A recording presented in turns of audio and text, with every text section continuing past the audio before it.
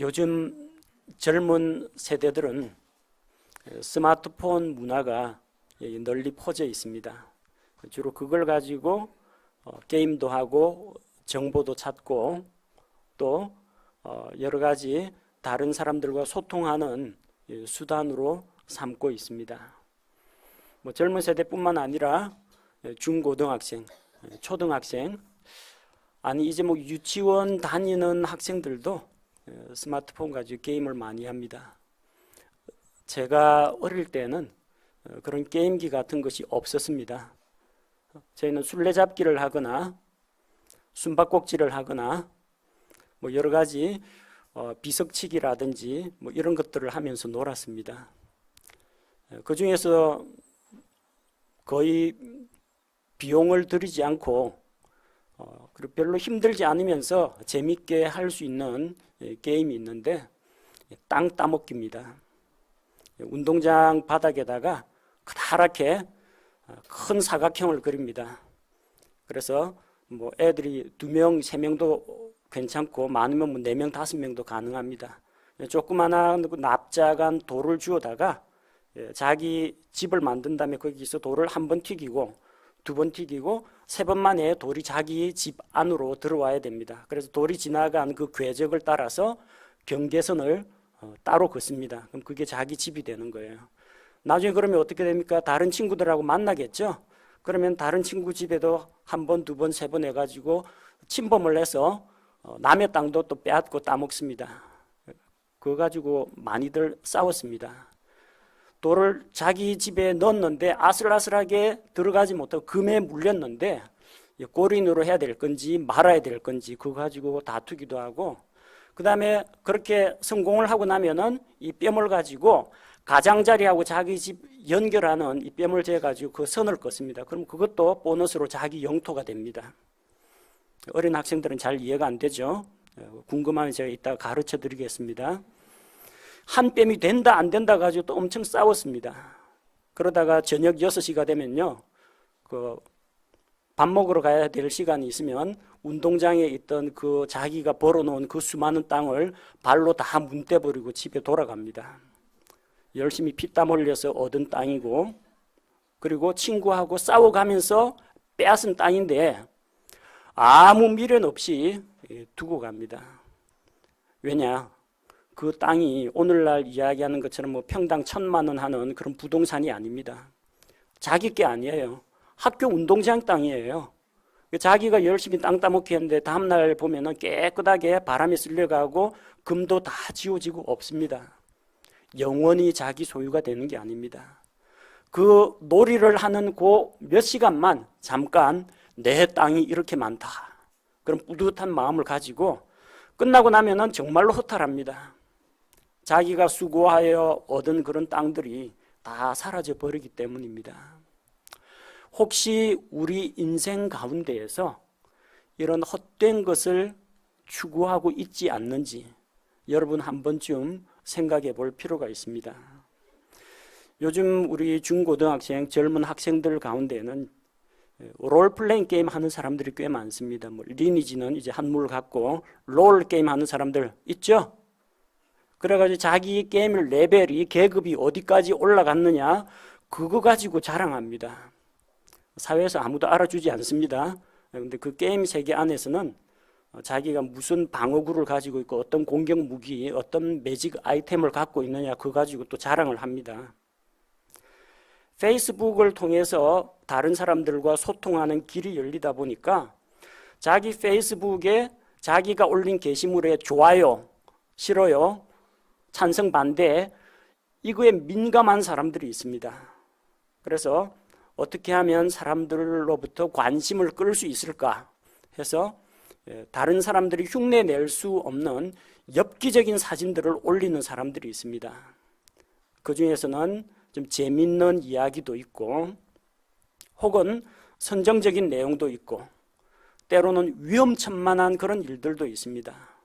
인기 끌기 위해 가지고 자기가 어떤 범죄를 저지른 그런 사건이라든지 혹은 인터넷 방송에 사람들로부터 별풍선인가요? 그거 받겠다고 과속을 해서 시속 150, 160 과속을 하면서 스마트폰 하는 자기가 주행하는 그런 모습들을 위험천만하게 찍어가지고 올리는 사람들이 있습니다. 사람들이 거기에다 좋아요 눌러주고 별풍선 날려주고 트위터에 추종자 수가 많으면 그 자기 인생에 도움이 됩니까? 사람들로부터는 영광을 취합니다.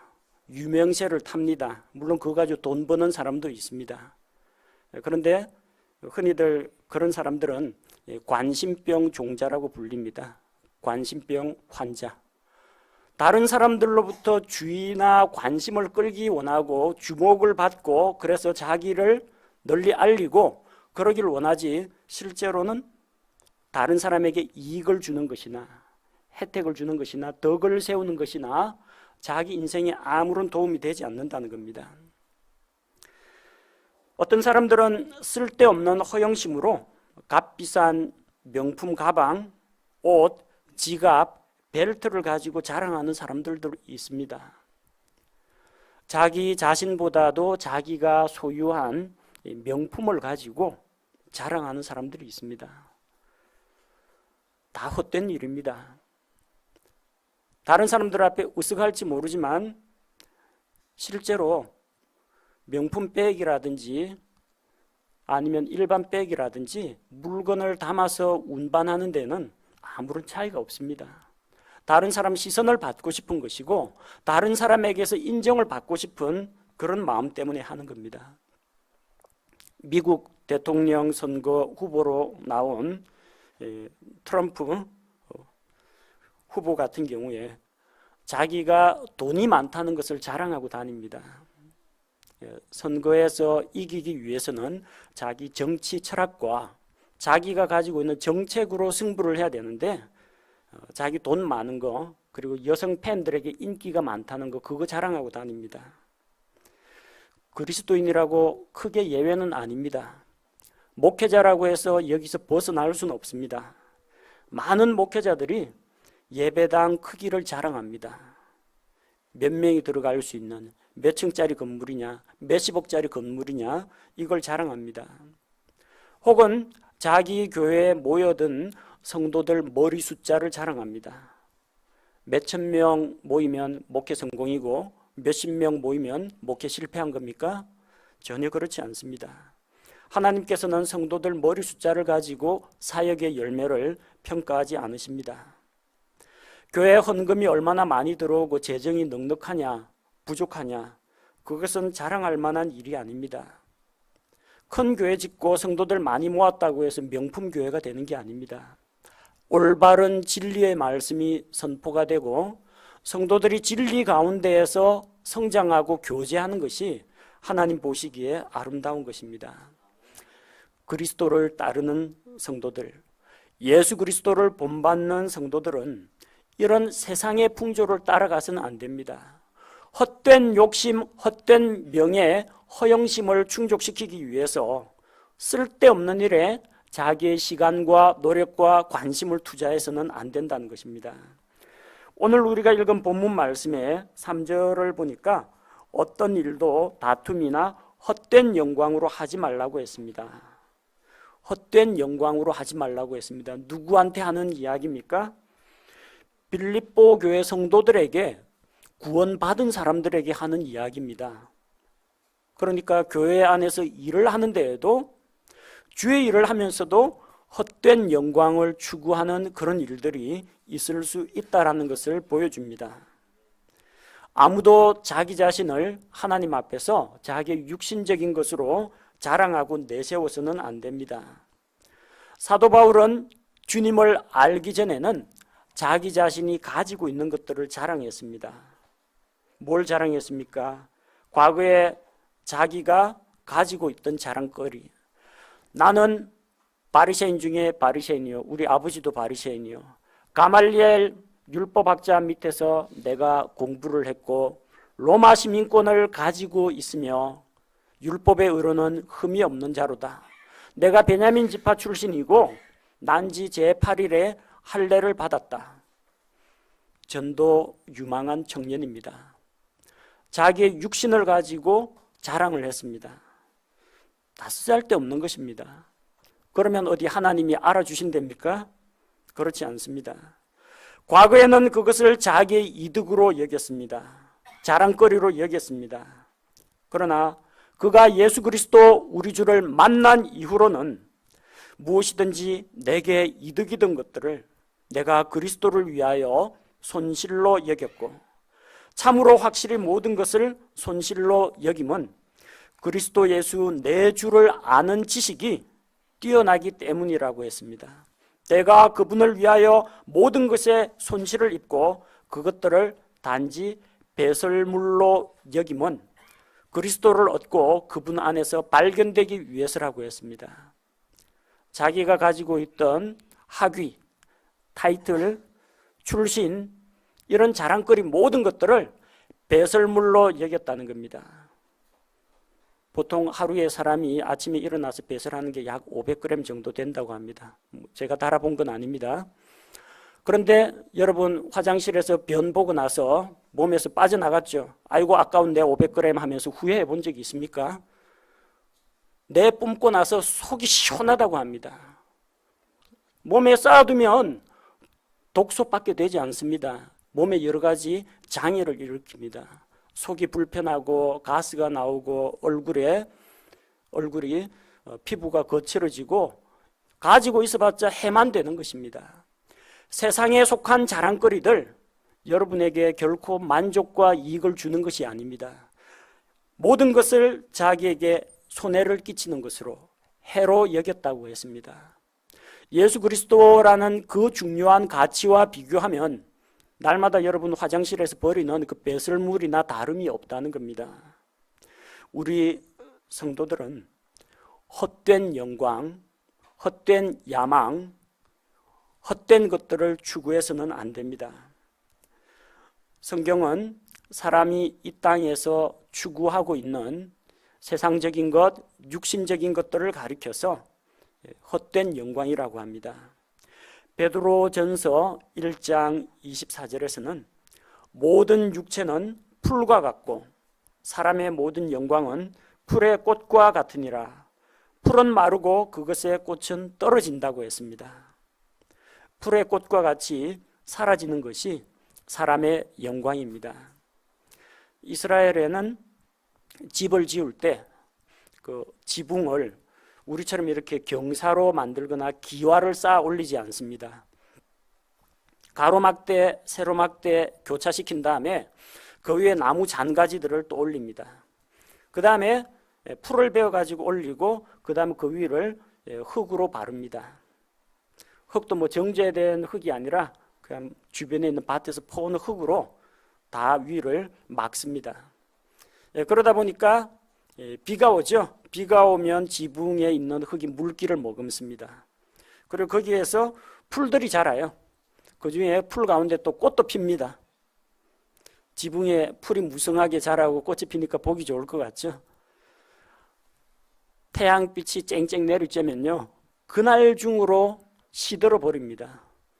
누가 물 뿌리게 가지고 지붕에 있는 풀 키우겠다고 계속 물 주지 않는 한은 금방 말라 시들어 버립니다. 아침에 푸르고 무성하게 자랐던 그 풀과 활짝 핀 꽃이 낮에 햇빛 한 번 받으면 바싹 말라가 죽어버린다는 겁니다. 허탈하죠? 우리 인생이 그렇습니다. 하나님 없이 이 세상에서 쌓아놓은 재산이나 명예나 세상적인 가치나 이런 것들은 다 풀의 꽃과 같이 마르고 시들고 사라지는 것입니다. 우리는 하루 앞도 기약할 수 없습니다. 야고보서 4장에 나오는 어떤 사람들은 나름대로 원대한 꿈을 세웠습니다. 자, 우리가 이웃 도시로 가서 장사를 하자. 그래서 여기서 뭘 사다가 그쪽에서 뭘 팔고 이문을 남기자. 그렇게 해서 돈을 벌 것을 계획을 했습니다. 하지만 우리는 하루 동안에 무슨 일이 날지 아무도 알 수가 없습니다. 내일 있을 일을 너희가 알지 못하는도다. 너희 생명이 무엇이냐? 그것은 곧 잠시 나타났다가 그 뒤에 사라져 버리는 수증기니라. 여러분 주전자에 물 끓이면 김이 나면서 막 끓기 시작하죠. 주전자 뚜껑을 열고 또 주전자 입구로 김이 뿜어져 나옵니다. 그게 눈에 보이는 수증기입니다. 하지만 그 수증기는 잠시 지나면 공기 중으로 흩어져서 흔적도 없이 사라져 버립니다. 내일 아무 도시로 가서 장사해서 이윤을 남기고 돈을 벌자고 했는데 내일이라는 것을 맞이하지 못하고 그날에 숨을 거두면 자기가 열심히 수고하고 쌓아놓은 것이 다 누구 것이 되겠습니까? 허탈하죠? 헛된 것에 가치를 두지 마시기 바랍니다. 하나님께로부터 나지 않는 영광, 이 세상이 주는 영광은 다 헛됩니다. 요한복음 5장 44절에서는 너희가 서로 존귀를 받고 오직 하나님으로부터만 나오는 존귀는 구하지 아니하니 어찌 믿을 수 있겠느냐. 예수님 주변에 수많은 유대인들이 찾아왔습니다. 그들은 자기들끼리 서로 높이고 칭찬하고 서로에게 영광을 돌렸습니다. 하지만 정작 하나님께로부터 오는 영광은 신경을 쓰질 않았습니다. 영원한 가치와 영원한 생명과 하나님께서 주시는 상급과 영광은 바라보지 않은 채 이 세상에 사람들의 칭찬과 영광을 좋아하다 보니 예수님을 믿을 수가 없었다는 것입니다. 예수님께서 유대 땅에서 사역을 할 당시에 우두머리 치리자들 가운데에서도 예수님을 믿는 사람들이 더러 있었습니다. 그런데 대놓고 내가 예수 그리스도를 주로 믿습니다 고백을 못했습니다. 그 고백했다가는 유대인 공동체에서 추방당합니다.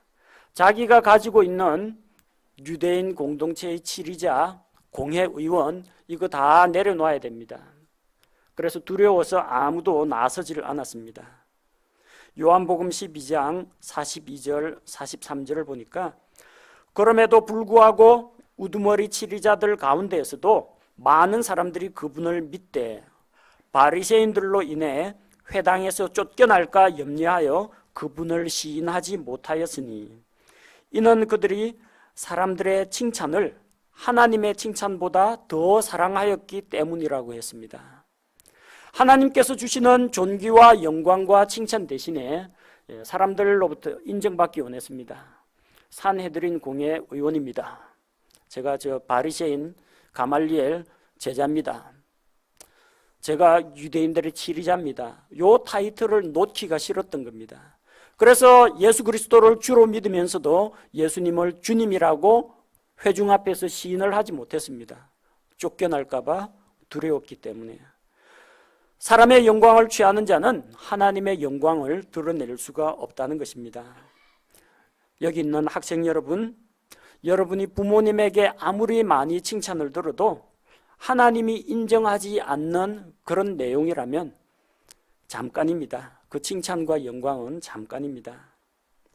학교에서 선생님으로부터 총애를 받는다라고 할지라도 하나님의 그 사랑과 관심을 받지 못한다면 여러분에게는 그런 선생님의 총애가 별 가치가 없는 것입니다.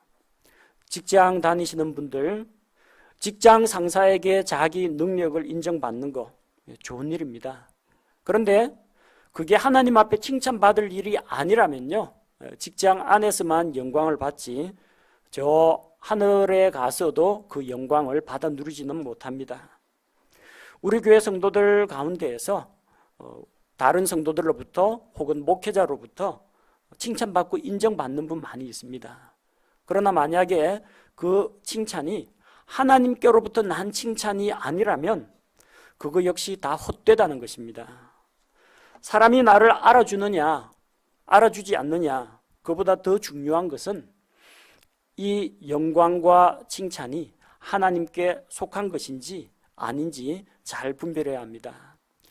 헛된 영광을 취하고 헛된 영광을 얻기 위해서 여러분의 시간과 건강과 재산과 노력을 낭비해서는 안 됩니다.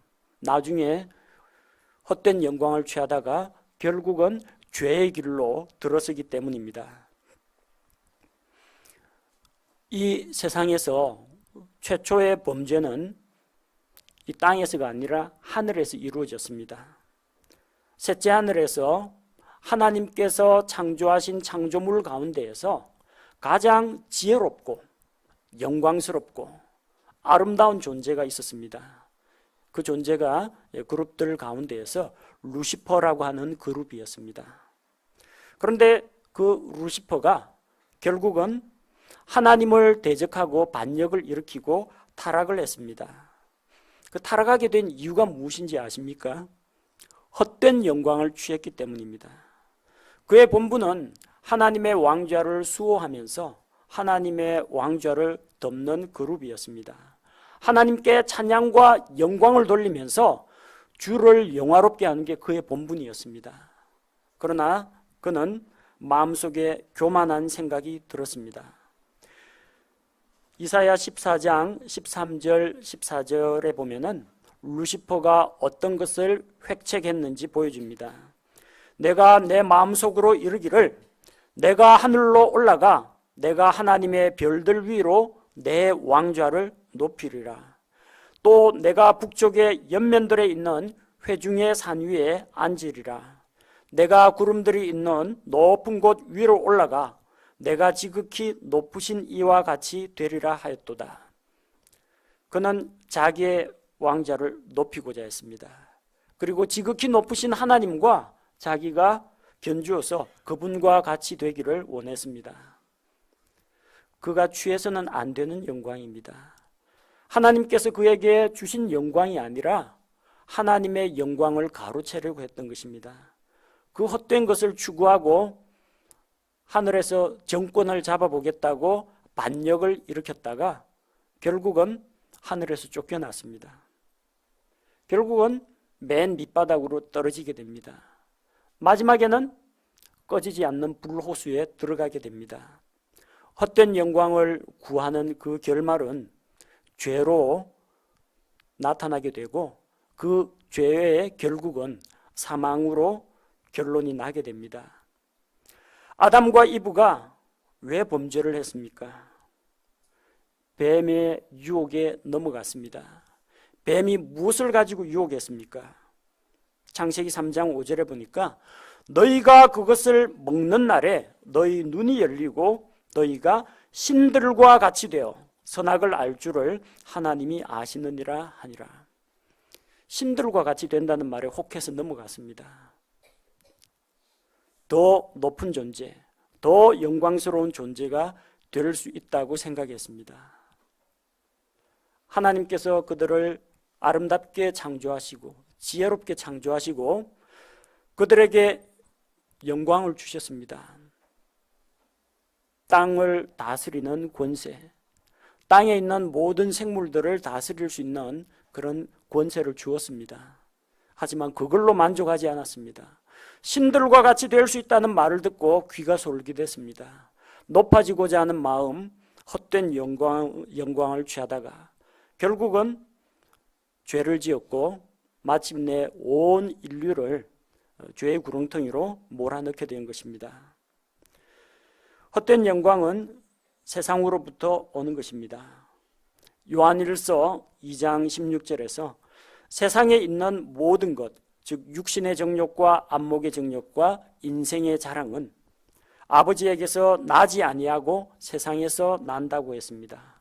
인생의 자랑, 이 세상에서 살아가는 동안에 자기에게 있어서 자랑거리, 어떤 사람은 재물일 수도 있고 어떤 사람은 자기가 가지고 있는 지위일 수도 있고 자기가 가지고 있는 어떤 타이틀이나 혹은 자기의 지식일 수도 있습니다. 그런 인생의 자랑은 아버지에게서 나오지 않습니다. 하나님 아버지에게서 나는 것이 아니라 세상에서 나는 것입니다.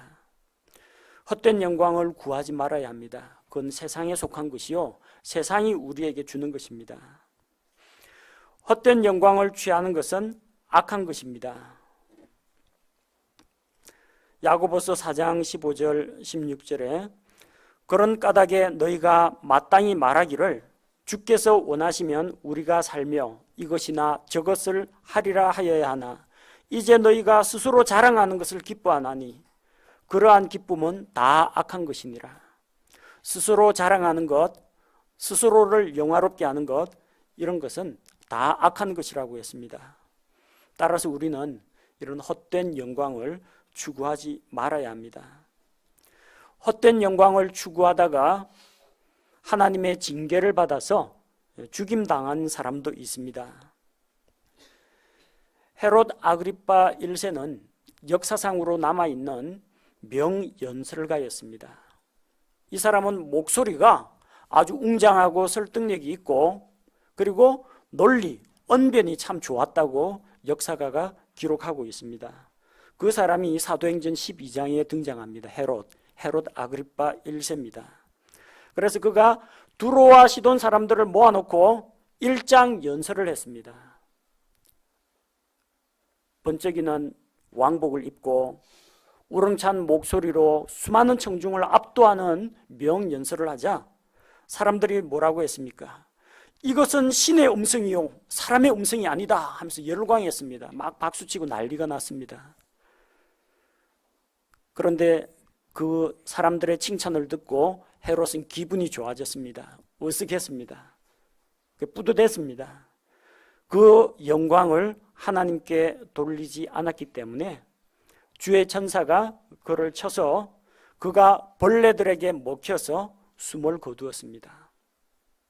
자기 딴에는 신의 음성이라 하니까 마치 신이 된 것처럼 으스댔는데 자기가 정말로 하찮게 여기는 이 벌레에게 먹혀가지고 죽임을 당했다는 것입니다. 헛된 영광을 취한 결말은 이와 같습니다. 여러분, 교회 안에서도 헛된 영광을 취하는 일이 일어날 수 있다고 했습니다. 갈라디아서 5장 26절에서도 우리가 헛된 영광을 구하여 서로 노엽게 하거나 서로 시기하지 말지니라. 교회 안에서도 일어납니다. 예수님의 제자들 사이에서도 헛된 영광 때문에 싸움 나는 경우가 있습니다. 야고보와 요한은 자기들이 12제자 가운데서도 더 높아지기를 원했습니다. 그래서 그들은 주께서 왕국을 세우실 때 한 사람은 예수님 오른쪽, 한 사람은 예수님 왼쪽 이렇게 차지하기를 원했습니다. 예수님의 오른팔, 예수님의 왼팔. 야고보와 요한은 그렇게 하기를 원했는데 그게 불가능하다는 걸 알았습니다. 예수님의 제자 그 가운데 수제자 3사람이 있어요. 베드로, 야고보, 요한입니다. 아무래도 한 자리는 베드로에게 줘야 될 것 같아요. 야고보, 요한이 2자리 다 차지하기는 어렵습니다. 그래서 어떻게 합니까? 엄마 데리고 옵니다. 엄마 치맛바람. 그래서 야고보와 요한의 어머니가 그 2 아들을 데리고 와서 예수님께 경배하면서 자기 소원을 이야기합니다. 주의 왕국이 임하실 때 하나는 예수님 오른쪽, 하나는 예수님 왼쪽, 내 2 아들을 그렇게 좀 귀하게 써주십시오. 예수님은 지금 십자가에 못 박혀서 죽으러 가시는데 이 사람들은 벼슬을 타령을 하고 있는 겁니다. 헛된 영광입니다. 야고보와 요한이 그 이야기를 하는 걸 듣고 다른 10 제자들이 일제히 분개했습니다. 왜요? 자기들도 똑같은 생각했거든요. 근데 저쪽에서 선수 쳤어요. 그래서 야고보와 요한에 대해서 시기하고 분해했습니다. 헛된 영광을 구하면 서로 노엽게 하고 서로 시기하고 다툼이 일어난다는 겁니다. 우리가 읽은 빌립보서 2장 3절에서도 어떤 일도 다툼이나 헛된 영광으로 하지 말라고 했습니다. 교회 안에서 주의 일을 한다고 하면서도 자기가 사람들로부터 주목받고 영광을 취하려고 하다 보면요, 견제가 들어옵니다. 시기하는 사람이 나타납니다. 좋은 일을 했는데도 시기하는 마음이 나타나요. 그럴 땐 좀 내려놓으십시오. 저는 부족합니다. 그래서 자기를 낮추고 다른 사람에게 기회를 주기도 하고 또 다른 사람이 알지 못하게 보이지 않는 곳에서 섬기고 이렇게 함으로써 교회 안에서 분열이나 다툼이 없어야 합니다. 헛된 영광을 취하는 것은 우리 모든 사람들이 조심해야 할 영역입니다. 학생들, 청년들, 그리고 우리 장년들, 그리고 목회자, 성경교사, 소모임 리더, 집사님들 다 마찬가지입니다. 우리 모두에게 적용이 됩니다.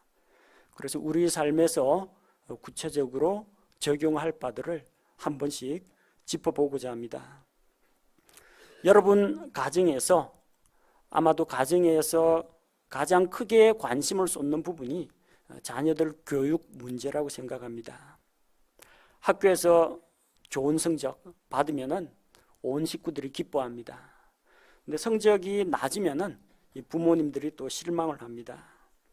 제가 말씀드리는 것은 공부 잘하는 것이 아무 의미 없다, 가치 없다 그런 이야기는 아닙니다.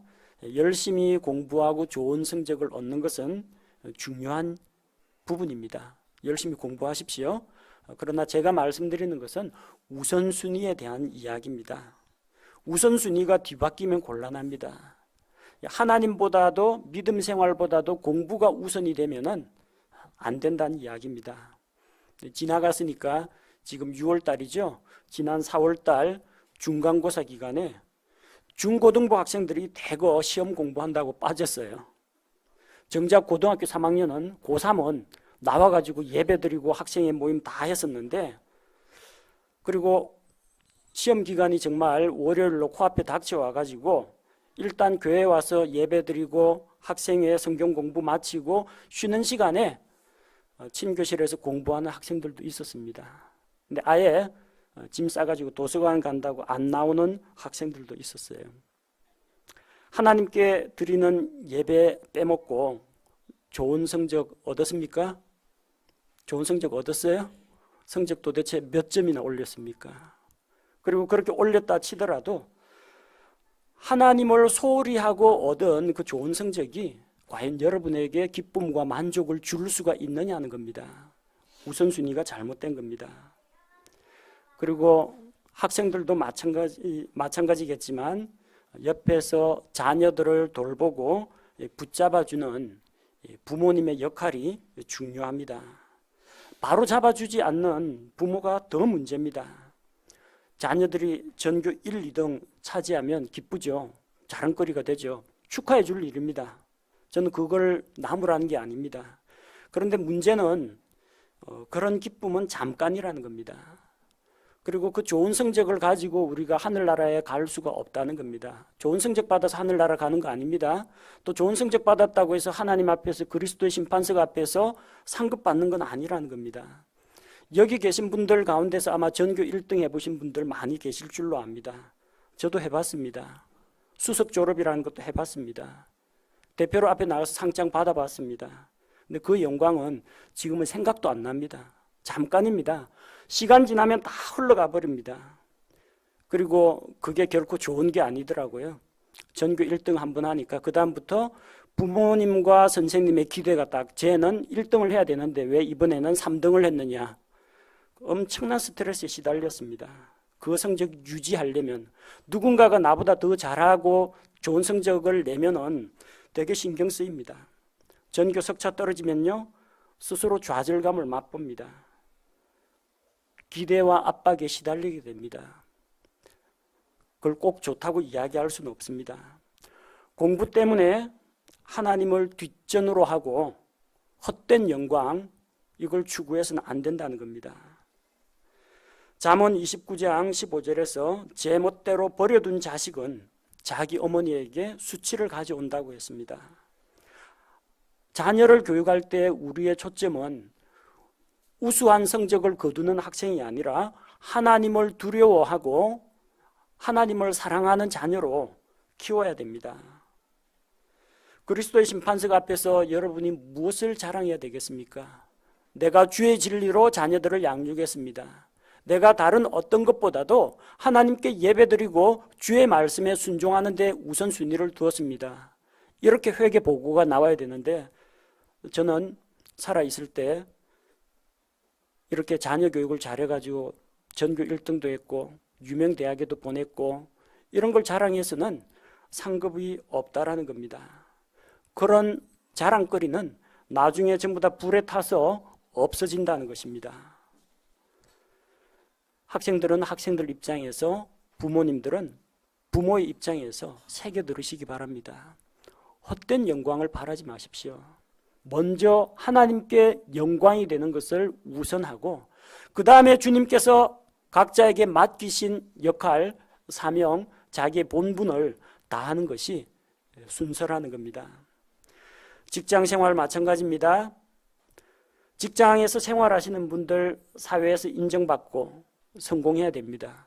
그래야 가정도 든든히 세울 수가 있죠. 그런데 우리의 목표는 재물과 명예를 얻고 출세하는 것이 목표가 아니라는 겁니다. 잠언 23장 5절에 보면 내가 존재하지 않는 것에 내 눈을 두려워하느냐. 재물은 반드시 스스로 날개를 내어 독수리같이 하늘을 향해 날아가느니라. 만화에 많이 나오죠. 지폐다발이 있고 지폐다발에 날개 달려가 홀홀 날아가는 거 많이 보셨죠? 에서 모은 그런 재물들은 한순간입니다. 한순간 비용으로 날아갑니다. 한순간 재난이나 사고로 날아갑니다. 그게 영원히 우리를 지켜주지 못하고 우리에게 영원한 만족을 주지 못한다는 겁니다. 돈 벌고 사업에 성공하는 거 좋은 일입니다. 하지만 우선순위가 바뀌어서는 안 됩니다. 아내 되시는 분들 그 밖에서 일하는 남편을 다른 남자하고 비교한다든지 남편을 압박해서 일터로 내몰지 말아야 됩니다. 적어도 가정에 들어오면은 밖에서 고생했던 거 걱정거리들 다 내려놓고 편안히 쉴 수 있는 안식처가 되어줘야 됩니다. 그리고 온 가족이 많거나 적거나 하나님께서 주신 것에 대해서 감사하고 작은 일에도 만족하는 삶이 더 아름답다는 것입니다. 세상이 주는 헛된 영광 때문에 더 소중한 것을 잃어버려서는 안 됩니다. 얼마 전 신문 보도를 보니까 보험왕이 조작된 것이라는 보도가 나왔습니다. 어떤 보험사에서 몇 년째 억대 연봉을 받고 있는 보험왕이 있어요. 고액의 연봉을 받고 보험왕 타이틀을 가지고 명예를 얻고 보험사 안에서는 최고의 대우를 받습니다. 근데 알고 보니까 보험 실적을 쌓기 위해서 허위 계약서를 만들었어요.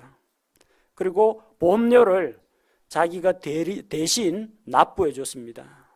자기가 맡은 고객의 계좌를 임의로 해지해가지고 돌려막기식으로 해서 신규 보험 건수를 계속 했는데 그게 이제 한계에 부닥친 겁니다. 하도 계좌를 구자를 많이 만들어 놓고 또 다달이 들어가야 하는 금액이 많다 보니까 마침내는 이 돌려막기가 실패해가지고 보니까 전부 다 자기가 실적 얻기 위해서 가짜로 만들어 놓은 그런 계좌였다는 겁니다. 보험왕이 되고 싶어서. 보험왕이라는 타이틀을 놓기가 싫어가지고 그 타이틀만 유지하면은 억대 연봉을 계속 받을 수 있고 사람들의 존경을 받는데 그거 내려놓기가 그렇게 아까웠던 겁니다. 세상이 주는, 직장에서 주는 보험왕이라는 그 헛된 영광에 빠져가지고 그는 범죄자로 전락을 했습니다. 헛된 영광 때문에 세상에서 성공하려고 자기의 몸, 자기 건강을 혹사하지 마십시오. 세상에서 출세하기 위해서 부정한 방법으로 뇌물을 써서는 안 됩니다. 직장에서 상사에게 잘 보이기 위해서 술자리에 가서 술잔 받아 마시면서 분위기 맞춰주고 그들과 어울리는 것도 하나님 보시기에 합당하지 않습니다. 그리스도인은 사람들을 기쁘게 하기보다는 주님을 기쁘게 하고 주님을 위해서 섬겨야 합니다. 우리가 직장 생활하는 것도 주님을 위해서 일하는 것임을 잊어서는 안 됩니다. 종들아 육체에 따라 너희의 주인된 자들에게 모든 일에서 순종하되, 직장일 열심히 하고 직장에서 순종하는 것도 필요합니다. 그러나 사람들을 기쁘게 하는 자들 같이 눈으로 섬기지 말고 오직 하나님을 두려워하여 단일한 마음으로 하라. 우리는 주 그리스도를 섬깁니다. 이 일을 통해서 하나님께 영광을 돌립니다. 이 일을 통해서 내가 가정을 세우고 이 일을 통해서 하나님의 일을 후원하게 됩니다. 그래서 하나님의 영광이 우선이지 직장에서 얻는 명예가 더 우선시 되어서는 안 됩니다. 교회에서도 마찬가지입니다. 사람들 앞에서 칭찬받고 영광을 얻으려고 헌금 드리고 봉사하고 구제한다면 동기가 잘못된 것입니다. 헌금하지 말란 이야기가 아닙니다. 봉사하지 말란 이야기가 아닙니다. 구제도 필요합니다. 그러나 그 동기가 사람들에게 인정받고 사람들로부터 영광을 위해서 하는 거라면, 영광을 얻기 위해서 하는 거라면 그것은 우리가 내려놓아야 됩니다. 사도행전 5장 1절 2절에 보니까 아나니아와 삽비라는 자기 재산을 팔아가지고 그 중에 일부를 교회의 성도들을 위해서 드렸습니다. 그런데 일부를 드리면서 마치 전 재산을 팔아서 드리는 것처럼 속였습니다. 많이 냈다고 하나님이 기뻐하시고 칭찬하시고 적게 냈다고 야단치시고 그러지 않습니다. 그런데 그게 왜 문제가 됐느냐? 그 앞에 나오는 사도행전 4장 36절 37절 보니까 바나바라는 사람이 있는데 이 사람이 땅을 팔아가지고 성도들을 위해서 다 기부를 해버렸습니다. 그러니까 그 아름다운 그 선행이 성도들 사이에서 칭찬거리가 되는 거예요.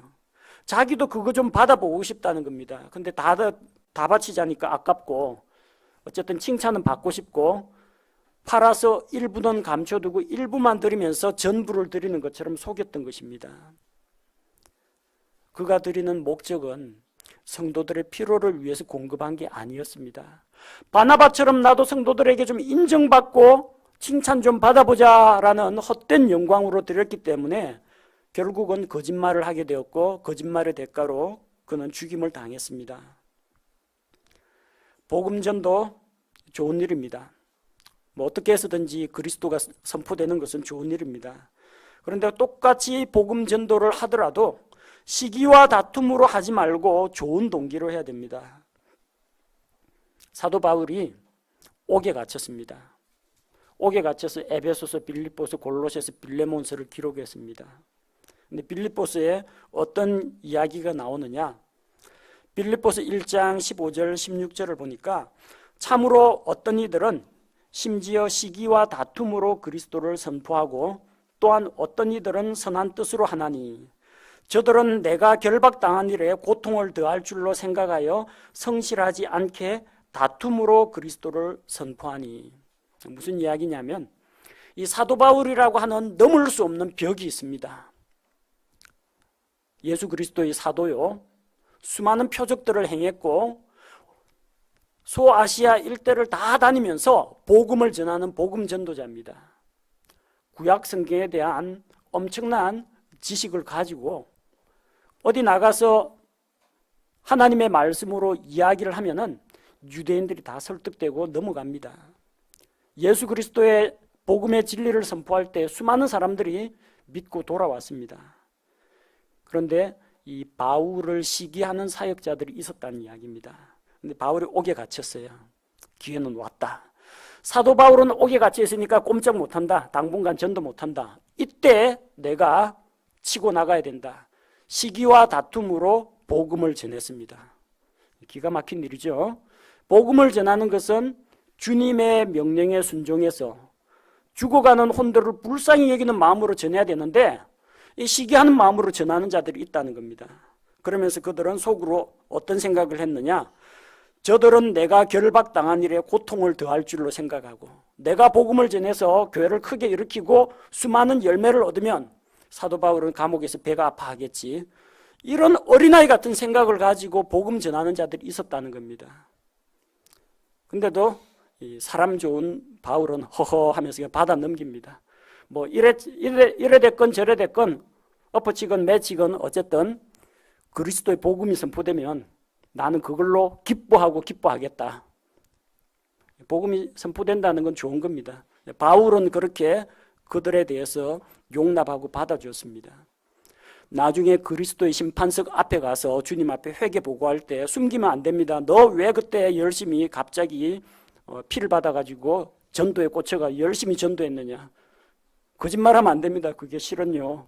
사도 바울보다 더 크게 되고 싶어가지고 바울이 감옥에서 꼼짝 못할 때 내가 더 열심히 하면 더 유명한 사역자가 될 줄로 알고 이런 변명을 늘어놓게 된다는 겁니다. 주의 일을 하는 사람들 가운데에서도 이런 일들은 얼마든지 일어날 수 있습니다. 목회자들에게도 충분히 이런 영적인 야망 같은 것이 자리 잡을 수 있다는 겁니다. 헛된 영광을 경계해야 됩니다. 저도 그렇고요. 우리 성도들 역시 마찬가지입니다. 헛된 영광을 얻기 위해서 사람의 비율을 맞추는 그런 일들이 없어야 합니다. 교회 누군가가 새로 나오면요, 그 사람을 놓칠까봐, 다음 주에 교회 안 올까봐 어떻게 해서든지 이게 좀 잘 구슬리고 기분 나쁜 말을 안 하려고 좀 애를 씁니다. 대부분 그 사람에게 상처를 주지 않으려고 하고 마음 상하게 하지 않도록 하려고 합니다. 그래서 어떤 사람이 잘못된 교리를 꺼내거나 잘못된 주장을 하더라도 그냥 뭐 다 뭐 그렇고 그런 거지 하면서 용납해버리는 그런 일도 있고, 뭐 때로는 뭐 맞장구를 치는 일도 일어납니다. 근데 그렇게 해서는 그 사람을 진리 안에서 바로 세우기가 어렵다는 겁니다. 좀 듣기 싫더라도 바른 말을 해줘야 됩니다. 그 사람 기분 좋게 해가지고 그 사람 다음 주에 교회 나오고 계속 우리 교회 교인 되면 좋겠습니까? 그보다는 그 사람이 구원받은 성도가 되는 게 중요합니다. 진리 가운데 바로 세워지는 게 중요합니다. 물론 이제 사랑 가운데서 진리를 말해야 됩니다. 그 사람을 포용하면서 바른 진리를 가르쳐야지 그 사람에게 비위 맞추고 사람 비위 맞춰서는 안 됩니다. 예수님은 자기를 찾아온 부자 청년에게 진리를 말하고 강하게 도전했습니다. 예수님은 바리새인들과 서기관들, 제사장들의 환심을 살려고 그들에게 아부를 하지 않았습니다. 목회자가 교인들 비위 맞추기 시작하면요, 교인들한테 죄, 심판, 지옥, 복음의 진리 이런 거 말 못하고 축복받는 길, 성공의 비결 이런 것들만 가르치면요, 결국은 진리가 왜곡되고 성도들이 영양실조 걸립니다. 데살로니가전서 2장 5절 6절을 보면 사도 바울 일행은 데살로니가에서 말씀 사역을 하면서 너희가 아는 바와 같이 우리가 어떤 때에도 아첨하는 말들이나 탐욕의 탈을 사용하지 아니하였나니 하나님께서 증인이시라고 했습니다. 복음 전도자나 목회자가 걸려 넘어지기 쉬운 유혹 중에 한 가지입니다. 되도록이면 좀 사람을 잃어버리지 않고 자기 쪽으로 끌어들이기 위해서 아첨하는 말을 할 수가 있다는 겁니다. 그래서 죄에 대해서 단호하게 도전을 못합니다. 잘못된 말을 하더라도 강하게 책망을 하고 말씀으로 잡아주지를 못합니다. 그렇게 되면은 사람의 마음은 얻을 수 있을지 몰라도 그 사람을 바르게 세우는 데는 실패한다는 겁니다. 자녀들에게도 아부해서는 안 됩니다. 자녀가 잘못하면 따끔하게 징계를 하고 매를 들어야 됩니다. 매를 안 들면 애하고 아빠를 좋아하고 엄마를 좋아하고 관계는 좋아지겠지만 애를 곧바로 세우는 데는 실패하게 된다는 겁니다. 사람에게 아첨하고 사람의 칭찬을 얻고 사람의 영광을 얻으려고 노력해서는 안 됩니다. 이 세상에서 우리가 얻게 되는 칭찬과 영광 한순간입니다. 우리는 주님 앞에서 언젠가는 그리스도의 심판석 앞에서 회개보고를 해야 됩니다. 세상에서 칭찬받고 명예를 얻고 영광을 받아도 그것은 영원하지 못하고 결국은 사라져버리는 것, 불타버리는 것입니다. 학생들 여러분, 주님을 알고 배우는 일에 먼저 자신을 들이십시오. 그리고 그 다음에 학생의 본분인 공부를 하십시오. 자녀를 두신 부모님들, 최고의 교육 목표는 나의 자녀들이 진리 안에서 행한다는 말을 듣는 것보다 더 큰 기쁨이 없도다. 그런 생각을 가지고 아이들이 주 안에서 바르게 설 수 있도록 도와주시기 바랍니다. 아이들에게 그 튼튼한 아이, 공부 잘하는 아이 중요합니다. 그러나 그보다 더 앞서야 하는 것은 하나님을 두려워하고 주의 말씀을 사랑하는 그런 아이로 양육하십시오. 직장에 다니시는 우리 형제 자매 여러분, 직장에서 인정받고 성공하고 돈 많이 버는 거 중요한 일입니다. 하지만 우리는 그리스도를 섬기고 우리의 칭찬과 보상은 그리스도로부터 옵니다. 주님을 첫 자리에 모시고 그 다음에 주님께서 주시는 그런 동기와 주님께서 주시는 자원으로 일을 해 나가시기 바랍니다. 하나님께 우선순위를 맞추고 그분께서 주시는 영원한 영광을 바라보십시오. 세상에서 오는 영광은 풀과 같이 시들고 풀의 꽃과 같이 시들어 떨어져 버리는 것이기 때문입니다. 우리 모든 성도들이 영원한 가치 또 영원한 상급을 바라보며 함께 믿음 안에서 교제해 나가기를 원합니다. 제가 기도하겠습니다.